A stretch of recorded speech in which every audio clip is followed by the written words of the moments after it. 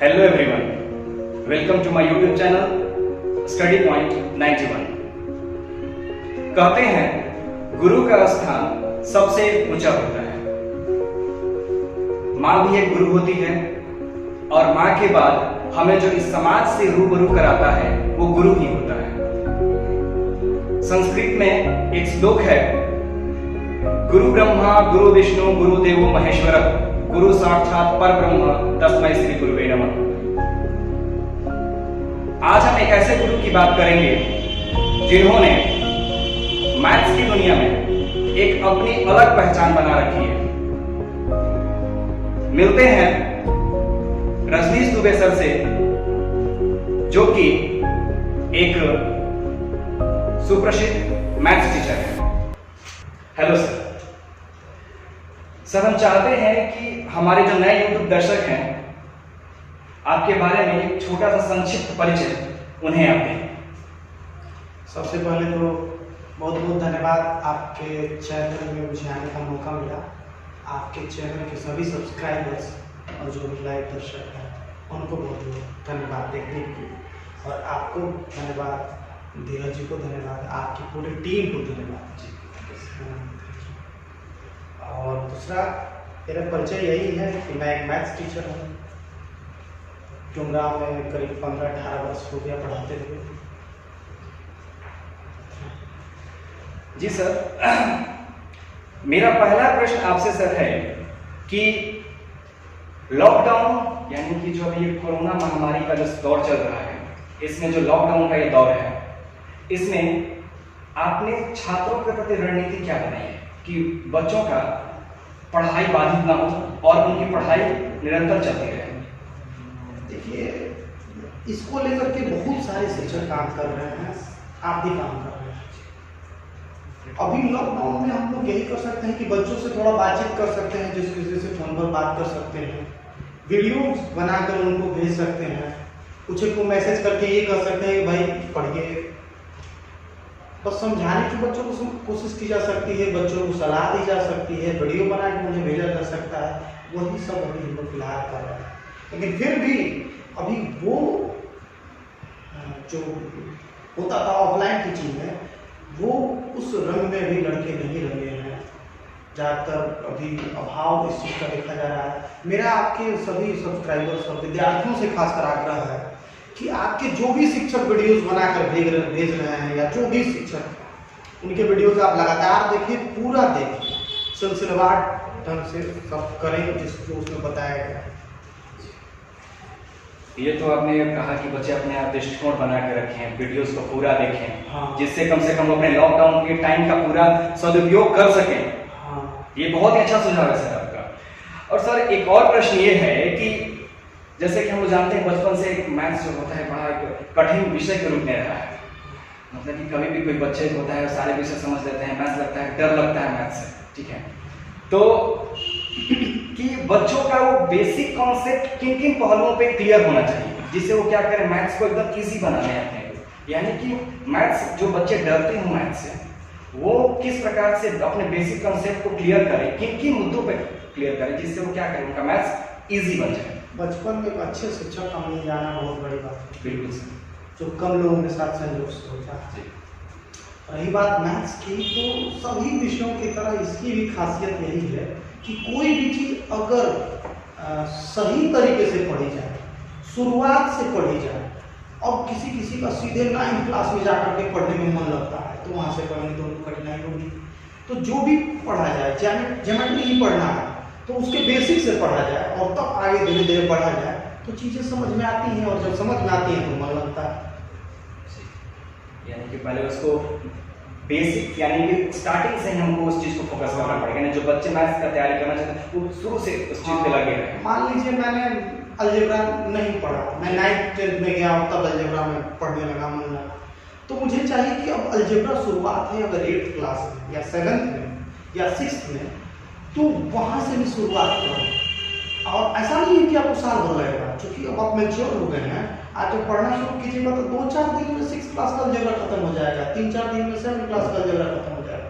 अगर ऐसे देखें तो जो सिलेबस बनाया गया है बहुत सोच समझ के बनाया गया है, उस तरीके से पढ़ा जाए तो हर चीज़ क्लियर हो जाता है मैथ का, कन्फ्यूजन नहीं रहता है और मन लगता है। तो सर मैथ्स अपना पसंदीदा विषय इसी पहलू पे बनाएंगे कि और भी पहलू हो सकते हैं? और कुछ उसमें मज़ेदार चीज़ें होती हैं, कुछ मज़ेदार गेम्स होते हैं जो एक दूसरे से पूछने के काम आते हैं, और कुछ खास भी दूसरी एक दूसरे से साथ जो विद्यार्थी हैं उनके साथ प्रतियोगी की भावना हो तो दूसरा वो भी एक आनंद का माहौल तैयार करता है मैथमेटिक्स में। अच्छा सर, ये प्रश्न उन विद्यार्थियों की तरफ से है जिनको पढ़ने में मन नहीं लगता है और लेकिन पढ़ना चाहते हैं,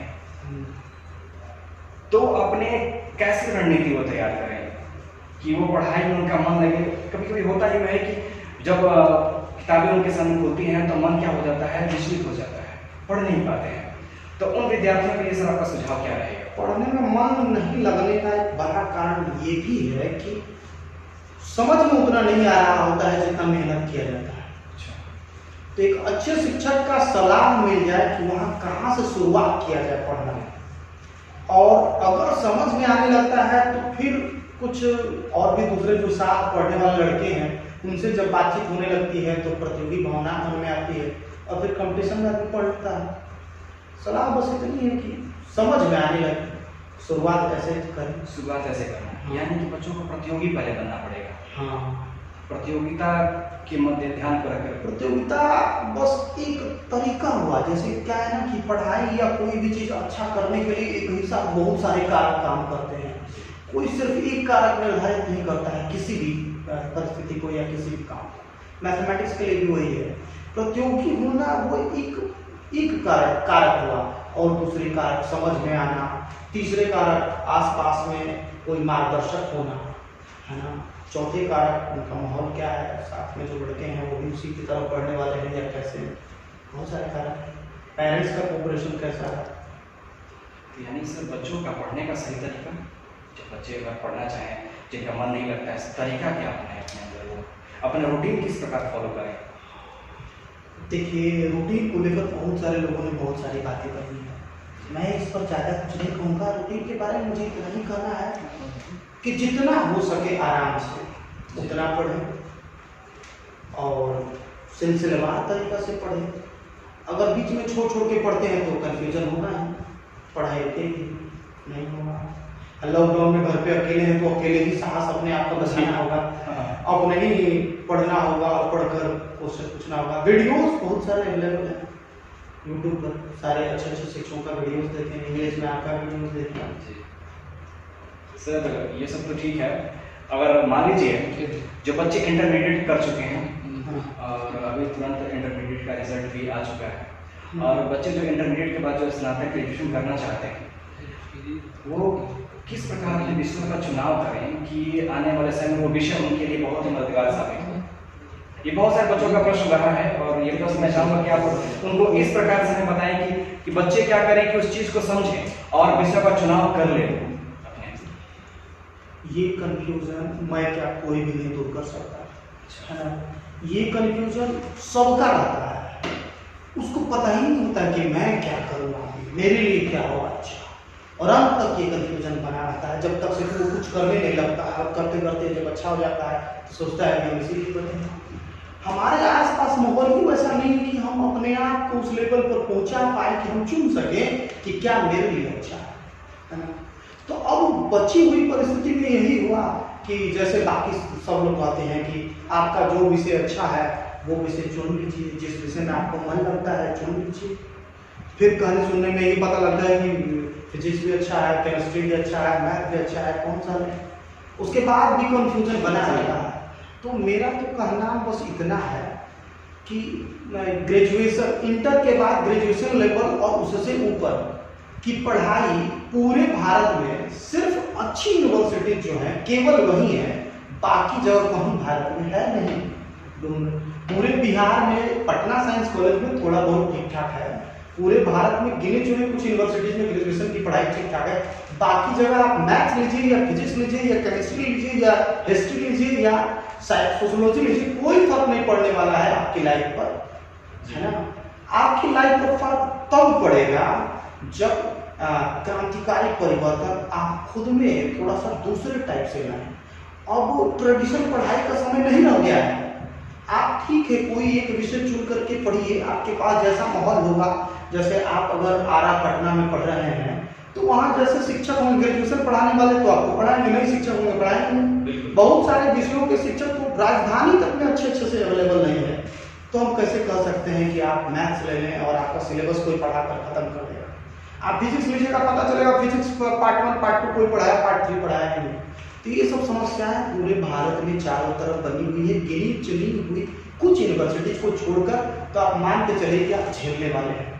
अब इस झेलने से बाहर निकलने का एक ही उपाय है कि आप उनमें से कोई भी एक विषय चुन लीजिए जो आपको लगता है कि थोड़ा सा ठीक है, पढ़िए। और हाँ, अब वहां के बाद अब आप सोचिए कि आपको गवर्नमेंट सेक्टर में जाना है कि प्राइवेट सेक्टर में जाना है।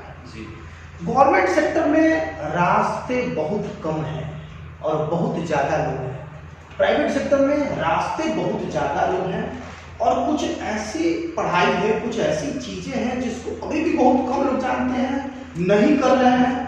तो आप हैं नई तकनीकों से प्रेम कीजिए, नए नए छोटे कोर्स आजकल फ्री में ही ऑनलाइन या कुछ चार्जेस लेकर के कराए जा रहे हैं। डिजिटल मार्केटिंग है और इसी तरह से बहुत सारे कोर्स, बहुत सारे अनगिनत कोर्स, नई नई चीजें, एडिटिंग से रिलेटेड कोर्स आ रहे हैं, सॉफ्टवेयर, नए नए सॉफ्टवेयर को जानने से रिलेटेड कई चीजें आ रही हैं। इन सब चीजों को जानिए और समाज का मदद कीजिए, समाज को हेल्प कीजिए, समाज से कमाइए। समाज से ज्यादा पैसा तो सरकार कभी नहीं दे सकती है ना।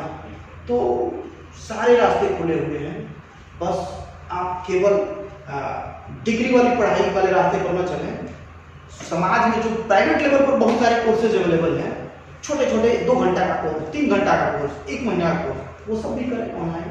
जी हाँ, यानी कि हमारे लिए जो एक प्राइवेट और गवर्नमेंट सेक्टर का जो है प्राइवेट सेक्टर, यानी कि अगर मतलब जो MBA सेक्टर्स जो है या फिर जो प्राइवेट में जो ज़्यादा रुचि है, बीटेक वगैरह हो गए, तो इसमें जो सारी चीज़ें बहुत मायने रखती हैं। किसी को भी कम में नहीं आ सकता हूँ जी। बीटेक करने वाले भी बहुत अच्छा कर रहे हैं, MBA करने वाले भी बहुत अच्छा कर रहे हैं, डॉक्टरी करने वाले भी, जो लोग उन क्षेत्रों के लिए बने हुए हैं वो विशेष हैं, उनको हम नहीं बता सकते हैं कि उनको क्या विषय चुनना है, वो तो ऑलरेडी जानते हैं। मैंने उनके लिए बोला ही नहीं जो बोला, वो तो जिनको डॉक्टर बनना है शुरुआत से उनके घर में वही माहौल चल रहा है, वो जानते हैं कि हमको डॉक्टर की पढ़ाई पर भले हम 2 बार फेल हो जाए, डॉक्टरी के लिए लगे रहे, कंटिन्यू लगे, हाँ कंटिन्यू लगे हुए हैं। उन जिनके रास्ते तय हैं वो तो चलेंगे। हर रास्ता आजकल बहुत दूर तक जाता है, कोई भी रास्ता ऐसा नहीं है कि बस नजदीक ही रह जाता है। तो वो सब चीज़ें हैं, लेकिन उसके अलावा अगर आप एवरेज लेवल के स्टूडेंट हैं तो आपको नई तकनीकों से भी परिचय होना चाहिए, नई चीज़ें भी सीखनी चाहिए। और अगर आप बहुत अच्छे हैं तो IAS हैं, IPS हैं, IFS है, BTech है, IIT है, IIM है, मास कम्युनिकेशन से जर्नलिज्म है, ये सब चीज़ों में गए तो फैशन टेक्नोलॉजी है, नेट से सब चीज़ें बनी हुई हैं। जी सर, आपने इतना सब सारी चीज़ें हमें बताई, और आपका पसंदीदा विषय कौन कौन सा रहा है मैथ्स के अलावा? समाज को समझना, समाज में जो चीज़ चल रहा है नहीं समझ में आता है तो उसको कहीं से पढ़ते हैं, समझते हैं। हाँ, मुझे नहीं पता मेरा पसंदीदा विषय उसका मैथ्स रहा है, यानी कि नहीं मैथ्स मेरा पसंदीदा विषय नहीं रहा। मैथ्स का मैं टीचर हूँ जी, मैथ्स में उतना ज़्यादा मैथ्स को टीचर, अपने को टीचर मानते हैं। मैथ्स का मैं टीचर हूँ, वो मेरा काम है, वो मेरा प्रोफेशन है ना, वो मेरी ज़रूरत है ना, वो मैं करता हूँ। उसमें मुझे बेहतर रहना है, इसलिए उसकी जो डिमांड है उस क्षेत्र की उतना मैं सीखता हूँ और वो बनाए रखने की कोशिश करता हूँ। एक लेवल है, उस लेवल पर मैं काम करता हूँ। दूसरा विषय सर, ये अंतिम क्वेश्चन ये है कि आगामी 2021 में एग्जाम्स होने वाले हैं बच्चों के, बहुत सारे बच्चों के पढ़ाई बहुत ही ज़्यादा बाधित हो चुकी है। तो सर मतलब कि जो जिनका 12th का एग्ज़ाम 2021 में होने वाला है, उनके लिए क्या सुझाव सर देना चाहिए? क्या सुझाव उनका सिर्फ 2021 के विद्यार्थियों के लिए जो एग्ज़ाम देने वाले हैं?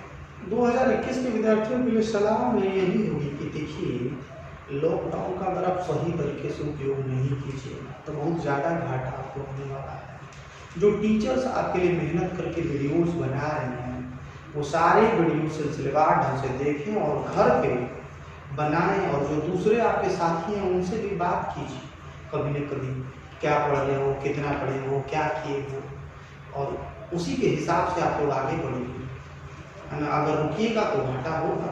सरकार कभी भी कोई भी शर्त लगा सकती है, कुछ भी कर सकती है, लेकिन कॉम्पिटिटिव जो एग्जाम्स होंगे उनमें जो क्वेश्चन आते थे वो तो आएंगे ही। माना कि बिहार का सिलेबस शायद गवर्नमेंट कुछ कम कर दे, लेकिन कॉम्पिटिटिव क्वेश्चन जो आते हैं क्वेश्चन जिस तरह के वो आएंगे। तो लगातार लगे रहना होगा, सेल्फ स्टडी करते रहना होगा, टीचर्स के वीडियो से लाभ उठाते रहना होगा। और अब अंतिम पड़ाव की ओर चलते हैं। सर का एक खुद का मैसेज जो बच्चों को देना चाहिए, सर अपना एक मैसेज संदेश बच्चों को दीजिए कि अपनी पथ की ओर आगे बढ़ें। जो लक्ष्य है आपका उसके हिसाब से पढ़ाई तो होनी चाहिए। लक्ष्य निर्धारण का तरीका उसके अनुसार काम करने का तरीका होना चाहिए। अगर आप डॉक्टर बनना चाहते हैं तो डॉक्टर की ज़रूरत है वो पहले ही जान लीजिए और उसी के हिसाब से पढ़ाई कीजिए।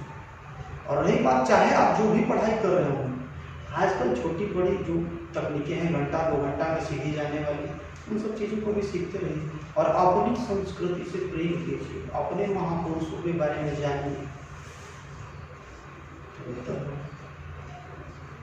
धन्यवाद सर। और आज का सेशन यहीं कंप्लीट होता है। और एक छोटा सा लाइन याद आ रहा है, छोटा सा, education is the passport of life. अगर शिक्षा है तो वही आपका पासपोर्ट है। इसी के साथ यह सेशन कंप्लीट होता है। धन्यवाद।